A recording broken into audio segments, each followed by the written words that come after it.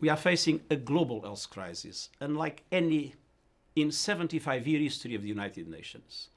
One that is spreading human suffering, infecting the global economy, and upending people's lives. A global recession, perhaps of record dimensions, is a near certainty.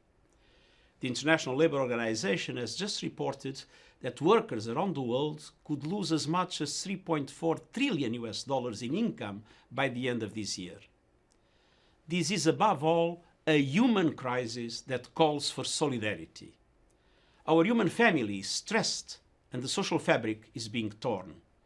People are suffering, sick and scared. And current responses at the country level will not address the global scale and complexity of the crisis. This is a moment that demands coordinated, decisive and innovative policy action from the world's leading economies. We must recognize that the poorest and most vulnerable, especially women, will be the hardest hit. I welcome the decision by G20 leaders to convene an emergency summit next week to respond to the epic challenges posed by the COVID-19 pandemic, and I look forward to taking part. My central message is clear. We are in an unprecedented situation and the normal rules no longer apply. We cannot resort to the usual tools in such unusual times. The creativity of the response must match the unique nature of the crisis, and the magnitude of the response must match its scale. Our world faces a common enemy. We are at war with a virus. COVID-19 is killing people as well as attacking the real economy at its core: trade, supply chains, businesses, jobs. Entire countries and cities are in lockdown, borders are closing, companies are struggling to stay in business, and families are simply struggling to stay afloat. But in managing this crisis, we also have a unique opportunity. Done right, we can steer the recovery towards a more sustainable and inclusive path. But poorly coordinated policies risk locking in or even worsening already unsustainable inequalities, reversing hard-won development gains and poverty reduction. I call on world leaders to come together and offer an urgent and coordinated response to this global crisis. I see three critical areas for action. First, tackling the health emergency.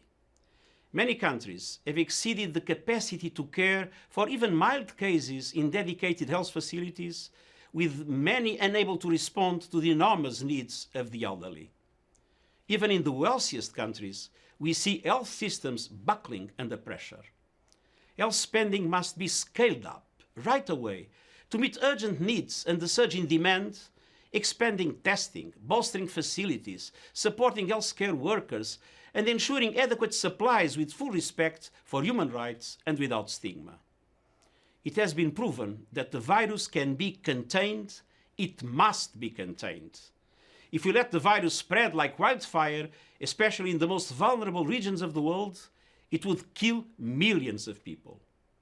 As we need to immediately move away from a situation where each country is undertaking its own health strategies to one that ensures in full transparency a coordinated global response, including helping countries that are less prepared to tackle the crisis. Governments must give the strongest support to the multilateral effort to fight the virus, led by the World Health Organization, whose appeals must be fully met.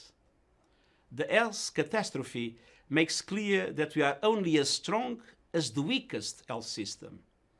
Global solidarity is not only a moral imperative, it is in everyone's interests.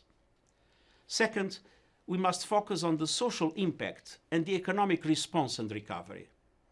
Unlike the 2008 financial crisis, injecting capital in the financial sector alone is not the answer. This is not a banking crisis, and indeed banks must be part of the solution. And it is not an ordinary shock in supply and demand. It is a shock to society as a whole. The liquidity of the financial system must be guaranteed, and banks must use their resilience to support their customers. But let's not forget, this is essentially a human crisis.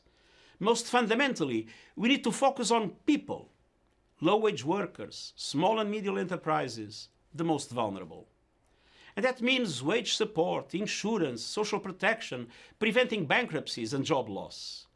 And that also means designing fiscal and monetary responses to ensure that the burden does not fall on those who can least afford it. The recovery must not come on the backs of the poorest, and we cannot create a legion of new poor. We need to get resources directly in the hands of people. A number of countries are taking up social protection initiatives, such as cash transfers and universal income. We need to take it to the next level to ensure support reaches those entirely dependent on the informal economy and countries less able to respond. Remittances are a lifeline in the developing world, especially now. Countries have already committed to reduce remittance fees to 3%, much below the current average levels. The crisis requires us to go further, getting as close to zero as possible. In addition, G20 leaders have taken steps to protect their own citizens and economies by waiving interest payments. We must apply the same logic to the most vulnerable countries in our global village and alleviate their debt burden. Across the board, we need a commitment to ensure adequate financial facilities to support countries in difficulties. The IMF, the World Bank, and other international financial institutions play a key role. The private sector is essential in creating investment opportunities and protecting jobs. And we must refrain from the temptation of resorting to protectionism. This is the time to dismantle trade barriers and re-establish supply chains. Looking at the broader picture, disruptions to society are having a profound impact. We must address the effects of this crisis on women.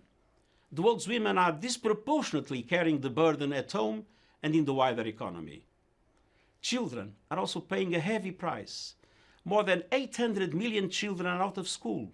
Right now, many of whom rely on school to provide their only meal. We must ensure that all children have access to food and equal access to learning, bridging the digital divide and reducing the costs of connectivity. As people's lives are disrupted, isolated, and upturned, we must prevent this pandemic from turning into a crisis of mental health, and young people will be most at risk. The world needs to keep going with core support to programs for the most vulnerable, including through UN-coordinated humanitarian and refugee response plans. Humanitarian needs must not be sacrificed.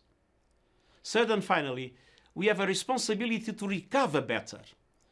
The 2008 financial crisis demonstrated clearly that countries with robust social protection systems suffered the least and recovered most quickly from its impact. We must ensure that lessons are learned and that this crisis provides a watershed moment for health emergency preparedness and for investment in critical 21st century public services and the effective delivery of global public goods. We have a framework for action, the 2030 Agenda for Sustainable Development, and the Paris Agreement on climate change. We must keep our promises for people and planet.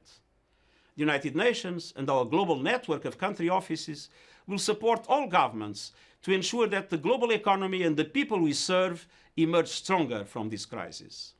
That is the logic of the Decade of Action to deliver the Sustainable Development Goals. More than ever before, we need solidarity, hope, and the political will to see this crisis through together. Thank you.